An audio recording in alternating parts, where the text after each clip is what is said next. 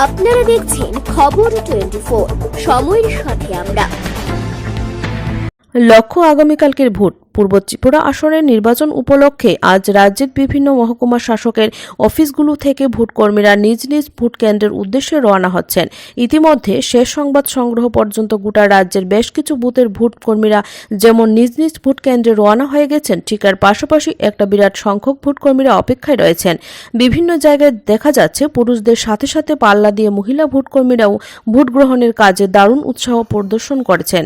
সাবরুম মহকুমা অফিস চত্বর থেকে যে ছবি উঠে এসেছেন সেই ছবি থেকে স্পষ্টভাবে প্রতীয়মান হচ্ছে সংশ্লিষ্ট মহকুমা শাসকের অধীনে বিভিন্ন ভোট গ্রহণ কেন্দ্রগুলোতে সঠিকভাবে ভোট পরিচালনা করার জন্য প্রশাসন বা নির্বাচন কমিশনের তরফ থেকে রকমারি ব্যবস্থা গ্রহণ করা হয়েছে এবং নিশ্চিদ্র নিরাপত্তা বলয় তৈরি করা হয়েছে।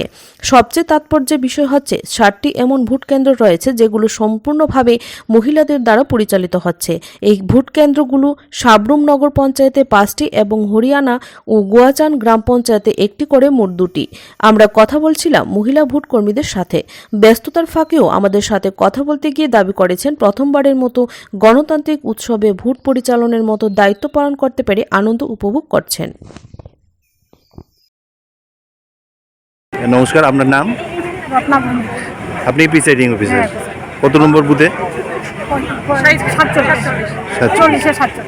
এইবার প্রথম? কিরকম মনে হচ্ছে? খুব এনজয় করছি।